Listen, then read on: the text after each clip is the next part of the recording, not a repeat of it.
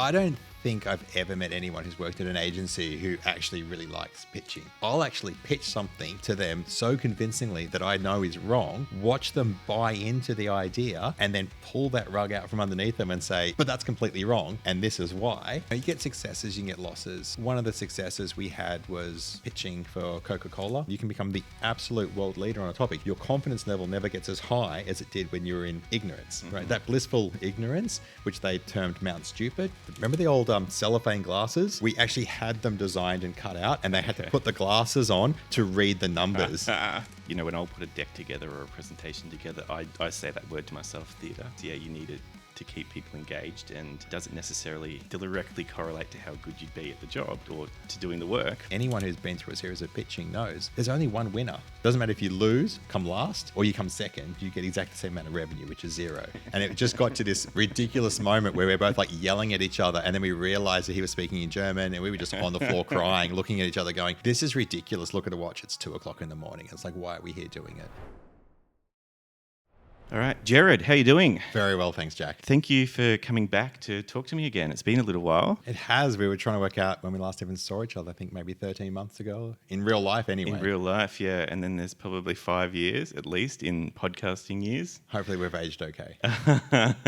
But yeah, you was when I used to do founder interviews for The Push, you came on and shared your story about being a founder. But as The Push has evolved into a podcast now for senior marketers, you're here in the capacity of owner of Fractal. So looking forward to talking to you in this capacity now. Yeah, like any good business person, I'm a bit of a chameleon. I sort of change my pattern and what I look like depending on who I'm speaking to. So today, yes, absolutely, I'm the agency guy who's coming in. We're going to talk today about how broken pitching is. And you've had a ton of experience in this area. You've got a lot of good stories to share.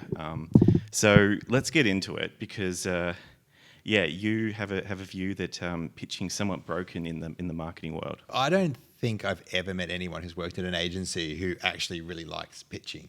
I think the first couple of pitches are super nerve-wracking, and then you get jaded about the entire experience. I think about pitching as just being this sort of cost that ultimately has to be borne by the client. When you're putting out an RFI, RFP, all these initializations that we make up in marketing for everything.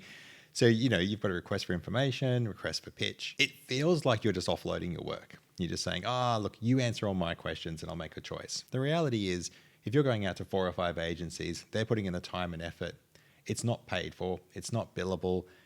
That cost has to be absorbed by the paying clients at some point. And so when you get to the stage of finally negotiating a rate card and what you're going to pay, if you win that work, you have to absorb all the costs for all the pitching that you didn't win. And I just think that the system is fundamentally broken. And look, not wanting to talk about my own agency too much, but it was part of the catalyst I got to with Fractal, where I just went, I wanted to create an agency that was different. And so I openly say to potential clients now, look, I don't pitch, but I'm quite happy to get started straight away. Let's work together for a week. And if you don't like it, we can just walk away. We can sign a contract, but you can get a get out of free, no win, no pay kind of thing for an agency. I would rather put a week of real work in for a client and then go, this isn't going to work. Because I've just been through that process, and pitching's just so expensive. And I think it's just this illusion of cost saving for a client. The worst example of this is when you're pitching to retain a client. Like the concept, and I've done this, right? You have a client, they're on a retainer, you've had them for 2 years, they put you back out to pitch, and then they retain you. You've had to defend your job. And so you've got 2, 3 large agencies that have all put in $10,000, $15,000 worth of pitching time. You've put in pitching time, and then you've ended up as the incumbent winning the business back. And then you see advertising age, the incumbent agency held onto the account, and you just look and you go, there's $50,000, $60,000 of lost labor sitting in there. Like, just how ridiculous is this system? So look, not a big fan of it. I think there's got to be better ways of doing it. And I think some kind of try before you buy system's got to be more efficient. Yeah. You have, to my understanding, you have some stories too from your time in the UK about pitching that where it didn't quite go the way you wanted it to at times? Sometimes they did, sometimes they didn't. Some stories is an understatement. I could be here for 3 hours if we've got enough time. But you get successes, you can get losses. So, one of the successes we had was pitching for Coca-Cola, and we were pitching for the European-wide digital business for Coca-Cola, which is, I would imagine, much bigger now, but I'm old enough to have been through this when it was mostly around search. And look, let's be honest about it. Search for Coca-Cola is not going to be massive. So you're working for a UK agency? Yeah, at the time? sorry, to set the context. Yeah, so I was working for, so there we were pitching as Reprise Media. Reprise Media was a fairly new search agency spin out from IPG, so Interpublic Group, so one of the big holding groups. And yeah, they were really breaking out of a search-only agency. And I was brought in to set up the UK office, and we sort of started that expansion. And the Coca-Cola company came up and we got to pitch in for that. I was running the UK office. Good friend of mine and colleague at the time, Stefan Horst, was running single-handedly the European office, I air quote for the podcast. And look, he led that. We did a lot of the work out of the UK to win that pitch. And it went really well. Like, we went through that whole process. But the thing for us was we were sitting there and working, and we didn't start the pitch work until about 6 o'clock midweek. So we'd do all of our regular work. We'd kind of get something to eat, and then we'd start working. We'd go down to the boardroom. We'd do PowerPoint slides. We'd work through strategy. I think a couple of times we were working till 2, 3 o'clock in the morning. Had some just ridiculous moments. I remember one in particular with Stefan. We were trying to organize the slides. We had about 100 and something slides, and they were all printed out in A4 paper, and we were moving them around this long deck. Anyway, long table. And I was getting something wrong. And Stefan, who is bilingual, and so English and German, was interchanging his German and English because he was so tired. And I was so tired, I didn't realize he was doing it. And it just got to this ridiculous moment where we were both like yelling at each other. And then we realized that he was speaking in German, and we were just on the floor crying, looking at each other going, this is ridiculous. Look at the watch. It's 2 o'clock in the morning. It's like, why are we here doing it? Probably one of the best things we did around that was we actually decided to print the pitch book rather than put up on PowerPoint slides. And we actually put a cover on it that was, the office was based in Farringdon, and Farringdon's the heart of printing in the UK. And so they got 24/7 printers. And so we actually got them to laser cut aluminium covers that looked like, with a swoosh like the Coca-Cola logo on it. So it looked like it was Coke cans rolled out. It was just an amazing pitch. And the final slide with all the, because you had to present like the costings and things in there, we ended up presenting them in a very simple way. But the only way to see it, so we framed the whole thing around, we came up with a fake concept called 3D search. This is Mad Men-esque level pitching. It was a boring topic, but we called it 3D pitch. And then at the end, you could slide out. Remember the old cellophane glasses? Yeah. So we actually had them designed and cut out, and they had to put the glasses on to read the numbers. And you can imagine these Coca-Cola executives wouldn't want to do this, but you've got to see the numbers. So we did that, and ultimately we won, which was more to Stefan and a great team. And is that the idea of the cellophane glasses? Like, that's to get more engagement in the pitch? You just need to stand out. You need to do something that they remember. The concept of 3D search was we basically created 3 pillars of search strategy we're going to base it around. So we themed everything we were doing. It gave a really fun moment at the end. I actually think one of the key things we did there was we brought someone from global, Stefan from Europe, I ran the UK office, and then we brought someone to the final pitch was in Berlin. And we got a super young grad who just started to come in, and she delivered the closing slides and presentation. And the feedback from Coca-Cola at the time was that was the clincher. The clincher for them was the fact that like a 22-year-old lady came in and she did the closing pitch. It wasn't the VP of Global Strategy and Innovation and Research or whatever glorious title he had. It wasn't the 30-something-year-old UK guy. It was the local German lady who'd come in, and our promise was that she would be on the account. She would be 100% Coca-Cola billable. I genuinely think that made a difference. In fact, when I say I think, they literally told us that made a difference. So there was a lot of theatre, a lot of acting, a lot of pizzazz. I think we were definitely not winning coming into that last pitch, but I think the way we put it together was absolutely perfect. But the cost of that, look, honestly, I think we must have been 50,000 sterling in. So what's 100,000 Australian dollars? Wow. Yep. It's expensive stuff. Mm-hmm. Yeah.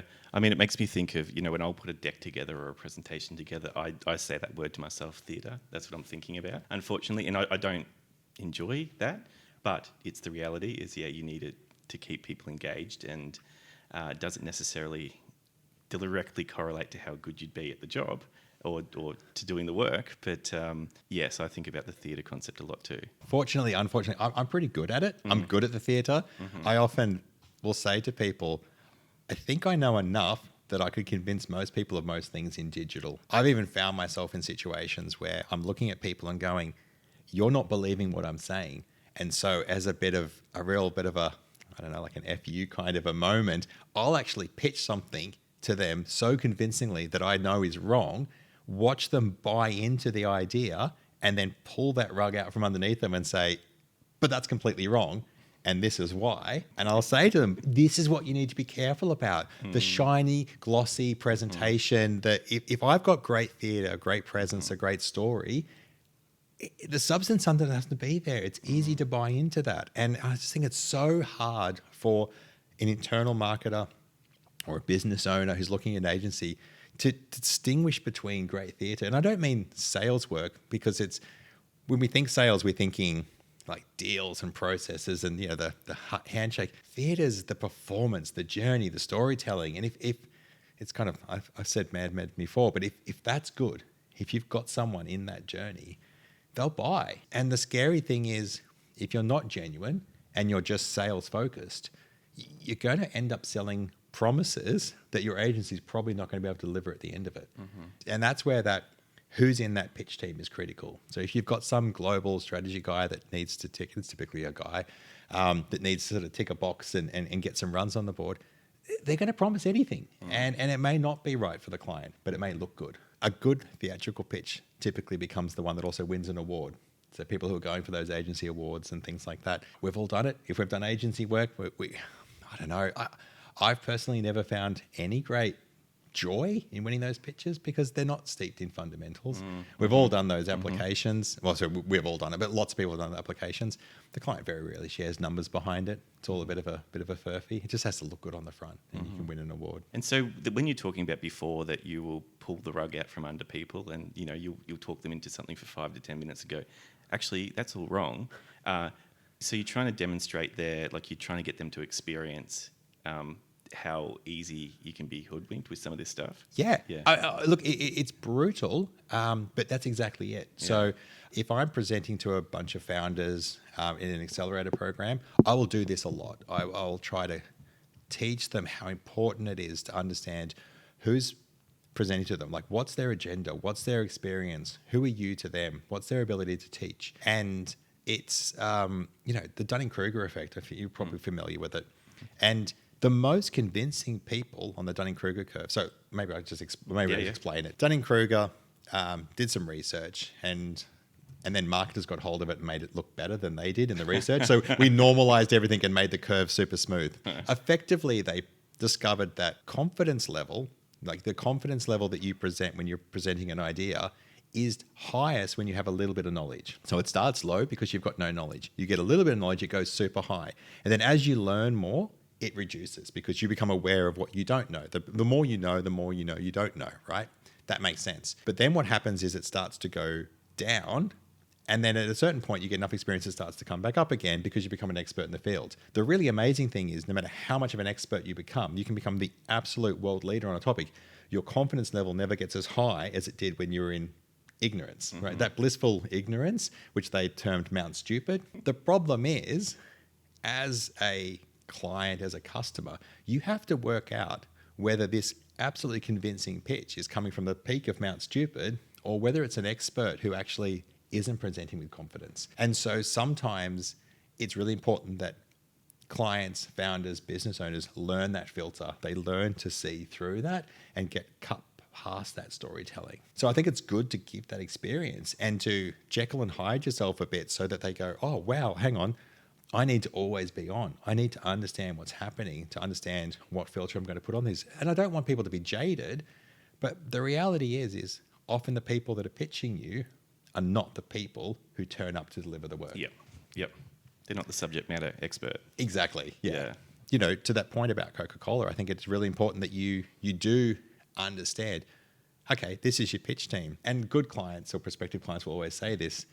So are you going to be on my account or am I never going to see you again? And, you should. They're the kind of questions you need to be asking. And look, reference all that kind of stuff the same. But the reality is that a bit of experience in a few pitches, you get good at it. You know what you need to do. You know how you need to sell it. It is fun. Like I won't get away from it.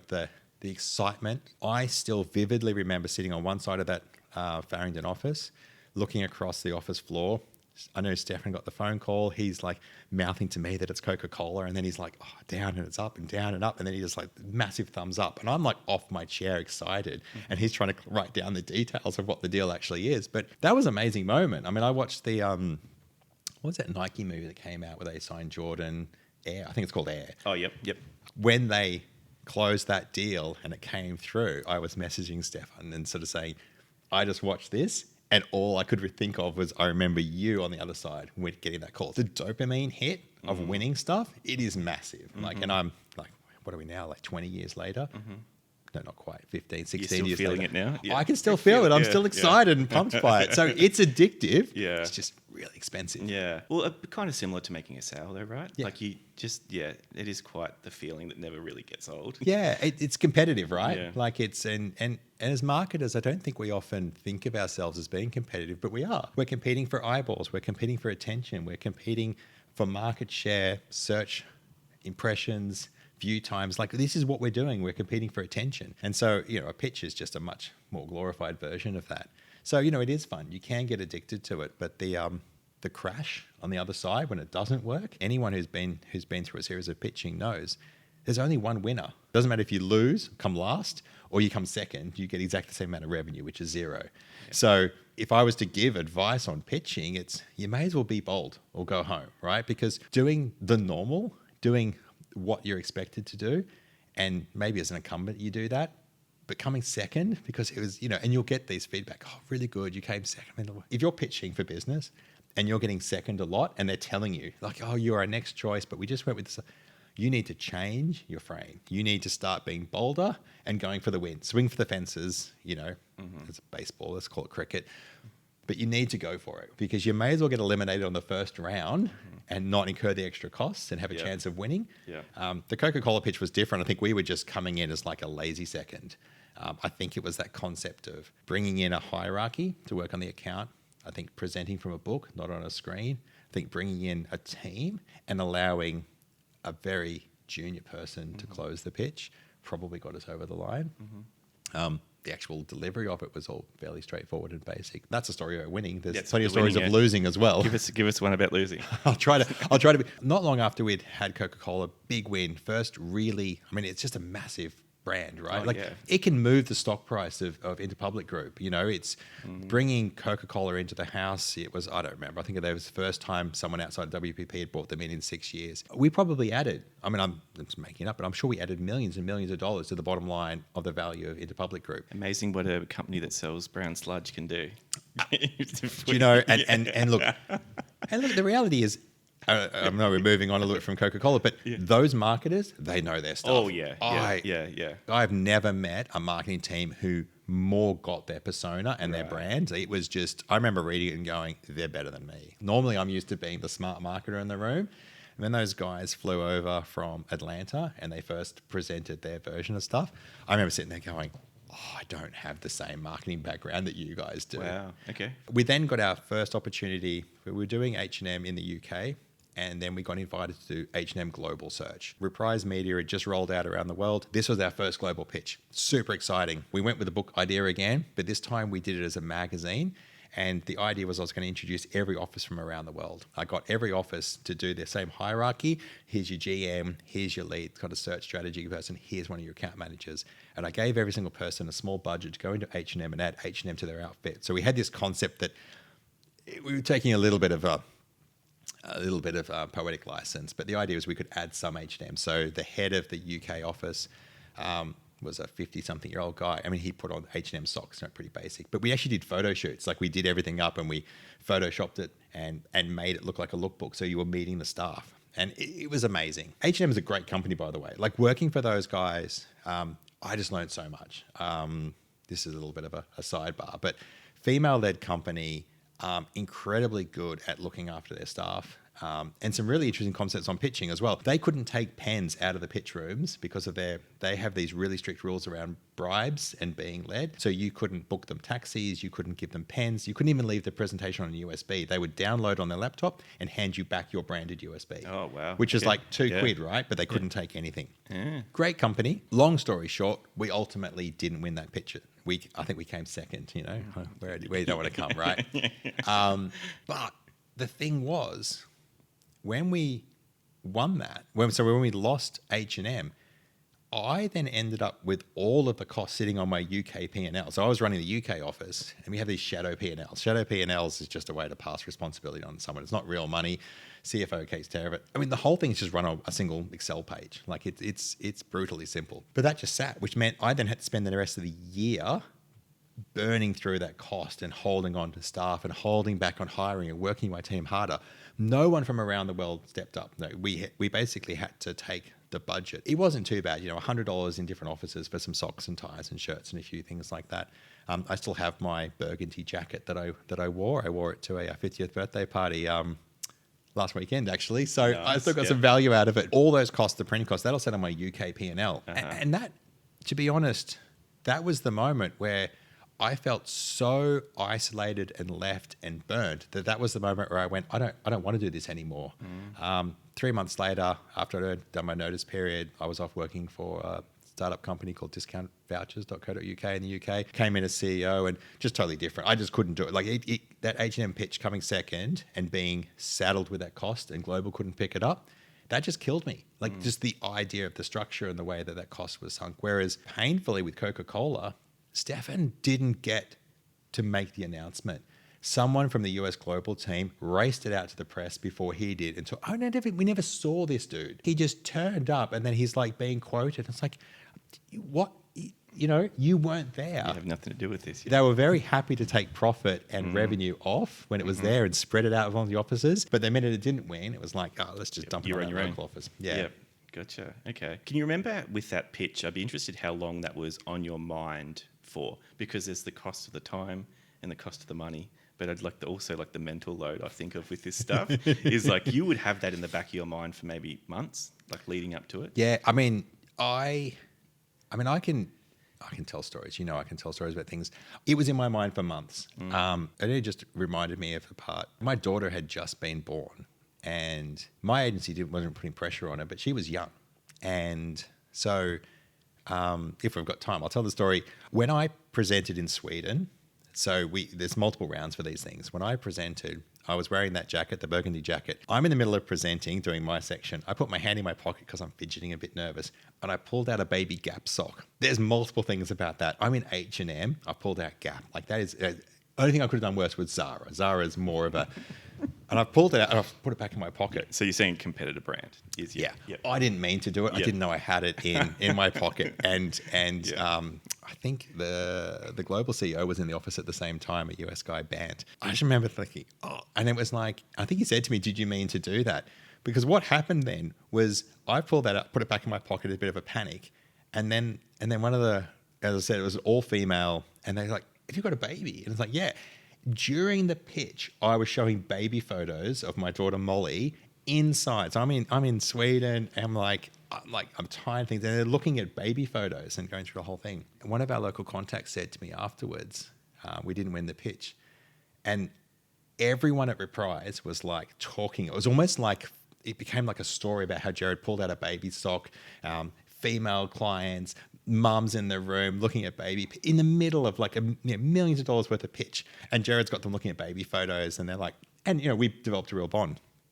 And I said, we learned a lot about how to run an agency, run a business, and H&M's female led.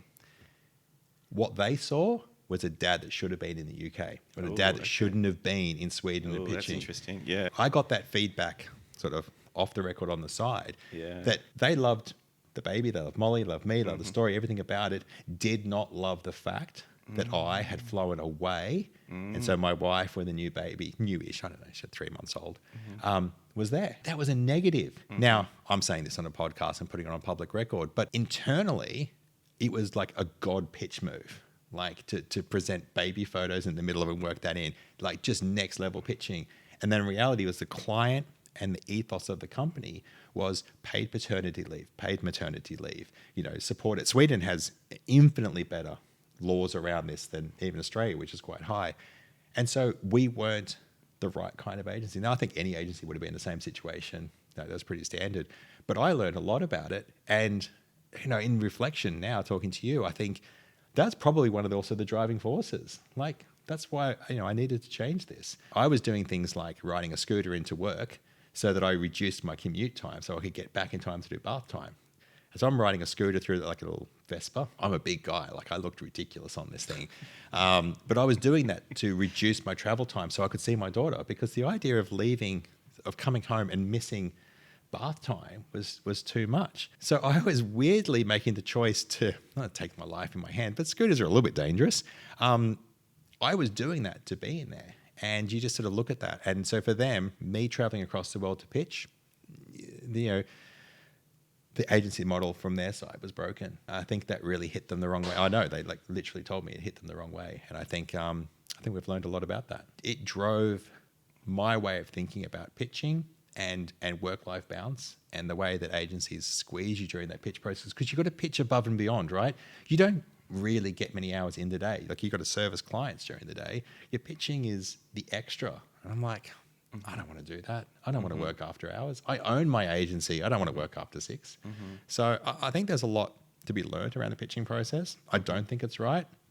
And then maybe even from H&M's point of view, if they don't want that, then maybe the pitch process isn't the right way to go about doing it either. I'm not a fan, in summary. I'm not a fan of pitching. I think I see very little upside other than the dopamine hit you get from a win, the excitement, the anxiety. But to your point before, I was living through that. I was stressing about it. And then the weeks afterwards of those messages, have you heard anything yet?